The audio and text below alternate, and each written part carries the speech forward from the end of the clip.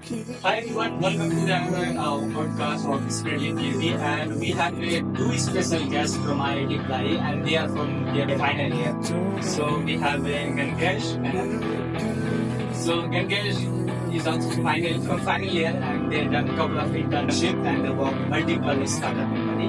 And Aditya is also working at startup and a company called Cloud Defense Company. So why don't we take some brief introduction from them? So, can you start? So, yeah, hi everyone. This is Gangesh studying mechanical engineering at IIT Bhilai. I'm, uh, I'm currently product engineer intern at a startup, and also in the past I've also been as an intern in a couple of the startup, and also I had worked as a business analyst intern in HPTech venture that was for the 1 month period. Yeah. So that was a short info for me, and I'm more interested towards the startup development and like pursuing my career as a startup developer, or you can say the product builder. That will. Hi everyone, my name is Aditya Samta. I'm a BTech final year student at IIT Bhilai, and I'm pursuing computer science and engineering at the moment. I have interned at both startups and MNCs, and although it is my preference to work at startups because of its dynamic nature, I primarily work in the backend domain, and I and I try to contribute to open source from time to time, and I'm quite decent at playing table tennis. So yeah, that's pretty much about me. And the remaining things I think we can cover in the podcast. So, yeah. So let's start with English. You worked in a couple of startups. Can you share your experience? So yeah, actually in the past, in all the startup, I had worked on multiple domain actually. My area of expertise is in backend development, but yeah, again, I'm open to pursuing career in data analyst as well. That's why I worked as a data analyst intern in one of the US-based startup, and again, I had worked in a healthcare-based industry as a backend developer intern, and also currently I'm working as a backend developer only. And but the overall aim of the internship is to develop a product. That's why I call it as a product engineering. And apart from this, when you work in any of the startup, you get to know about multiple things. Let's say if you are building a product, you get to know about its deployment also. You get to know how it will work in a production. Let's say if you have worked in production part of a code, then you will get to know yeah, this kind of challenges you will face when you deploy it to the production. Or but again, when you come to the startup, you will have to do everything from scratch till the end of production, till the launch of the product. So again, this is one of the coolest thing of the startup, and that's why I like this domain to work on the startup only. Great. Same question for you. Yeah. But before I begin, I actually would like to highlight the point that Ganesh said. The ownership is something that comes up when you actually work at startups, because over there you have to work on a feature from the very start, from the scratch, where you are building the proof of concept and so on, till the very end. Right? So even if the customer has some issues after it has gone to the production, if they are having some kind of issue, you still get the customer calls and you understand, okay, what's the issue, then you fix it. So that kind of ownership is something that I really enjoy at startups. So my journey pretty much began. I first worked at a startup in my second year, and that was not a technical internship. That was a product management internship. So I wanted to get a taste of what product management is basically. So that was my first internship at startup. After that, I have interned at Magnetica, which is an MRI manufacturing company based in Australia, Queensland. And currently, I'm working as a cloud security engineer at intern at cloudifense.ai. It's a US based startup which primarily works in cloud security for various companies. So yeah, that's you mentioned you working as a cloud defense and as a security engineer. Can you tell a lot more in details? What kind of security? Right.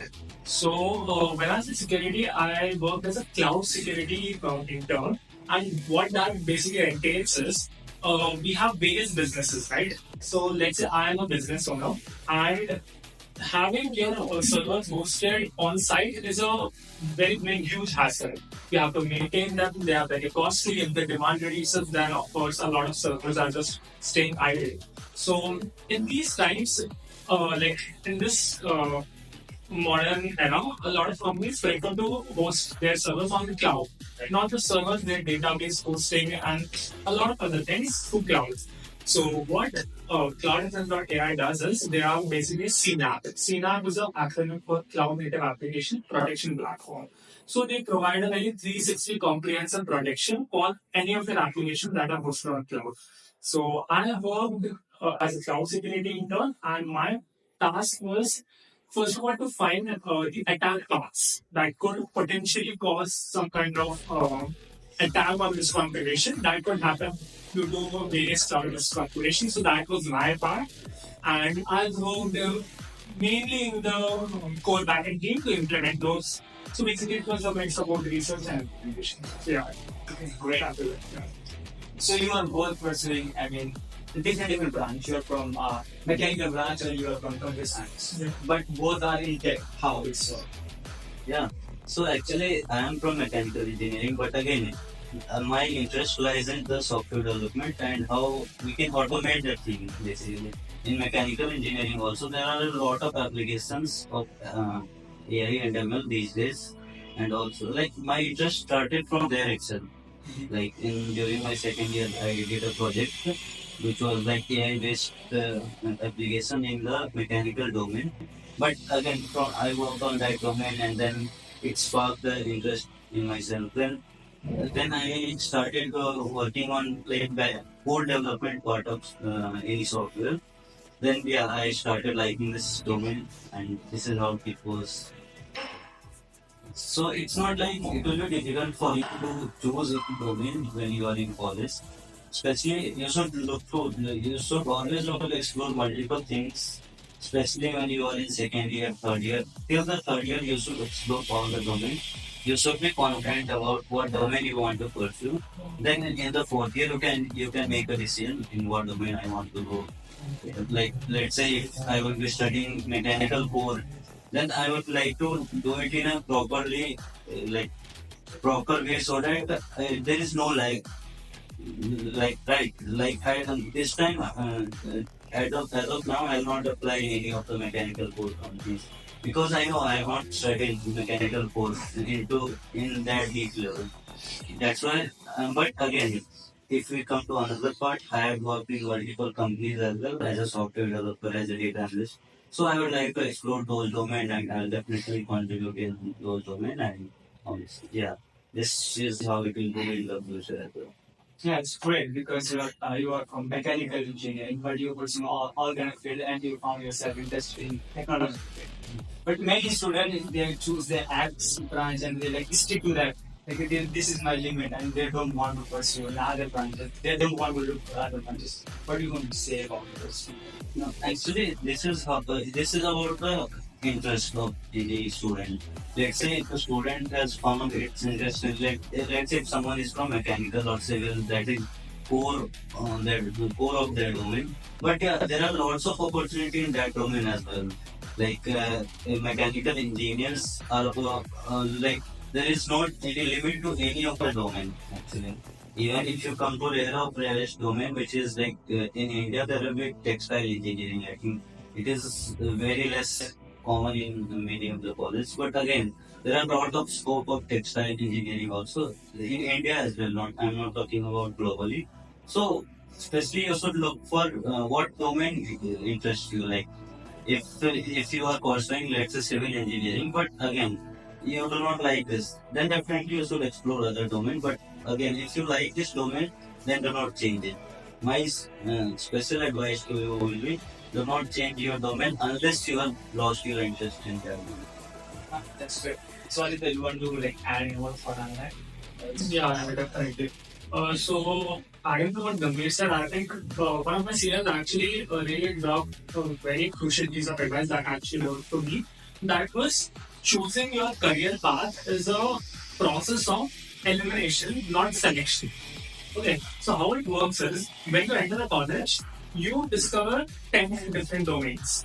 I mean, if you're in tech, let's say, if you're in the same branch, the first thing the seniors will tell you is web dev कर लो, app dev कर लो, ये कर लो, वो करना, MTech कर लो, इसमें blockchain कर लो, and that is fine. That is fine. So when you are in college, I think exploring various domains is the crucial point. You don't want to say, okay, I have entered college, I have tried one thing and I'll stick to one thing. That is not the right way to go because then we'll not know what exactly is possible in the other domains. So that is the first thing. So explore widely.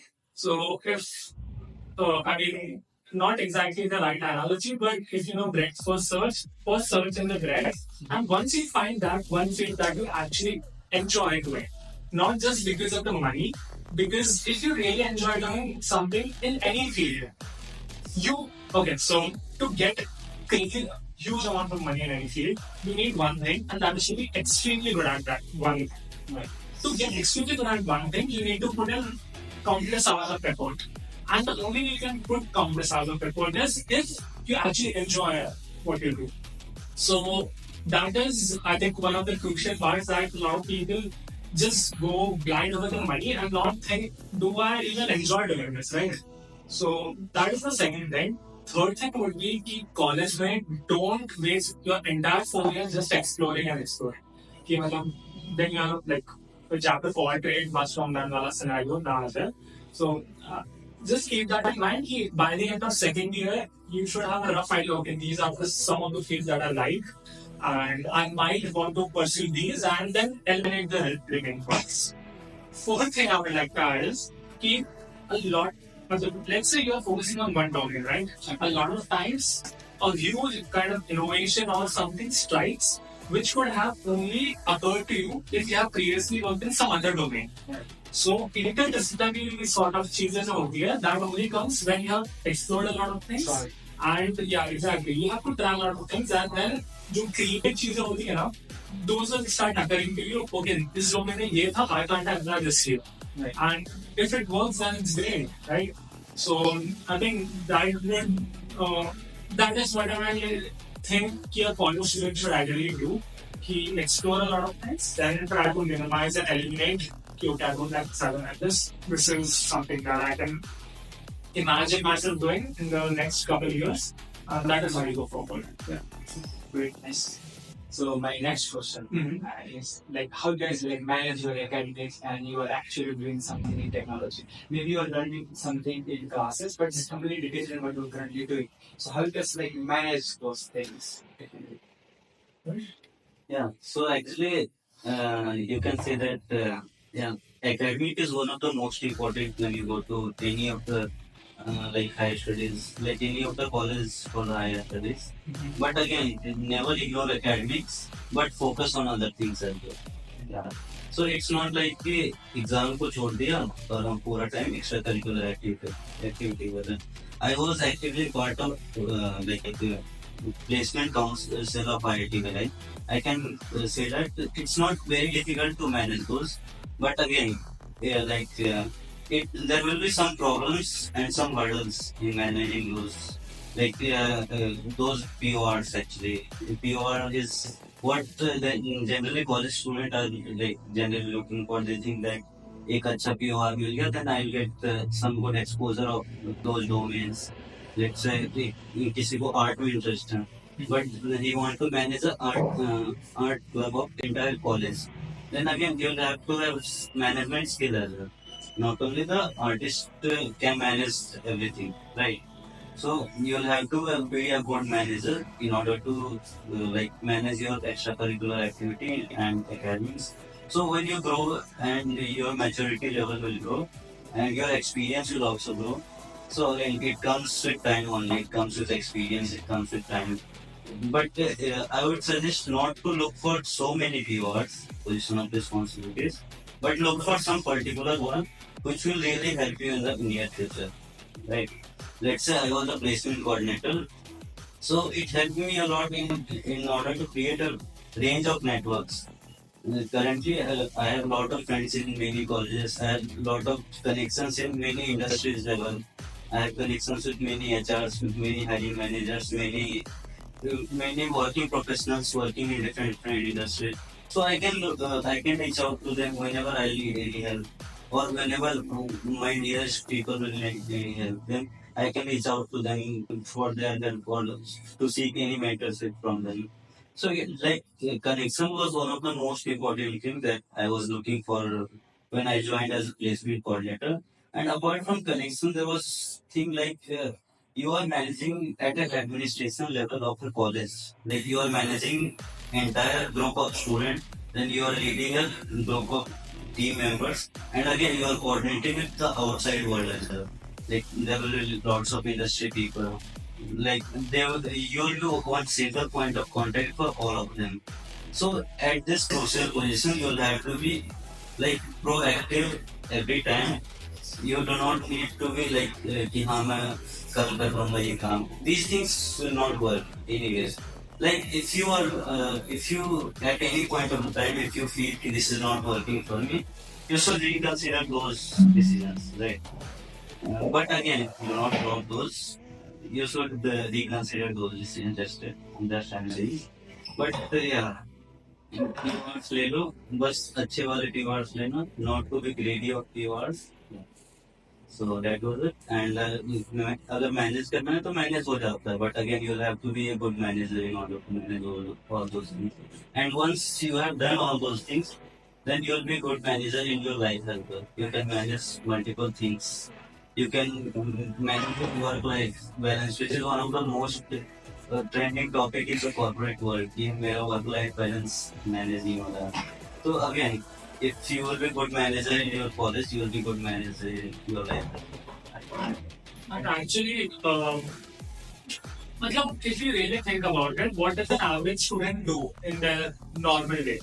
Yeah, apart from lecture, you have lectures. Most of the time, I mean, guarantee they're either scrolling Instagram, YouTube Shorts, or ये सब चल रहा है. So there are like ton of distractions that average student is pretty much into throughout the day, right?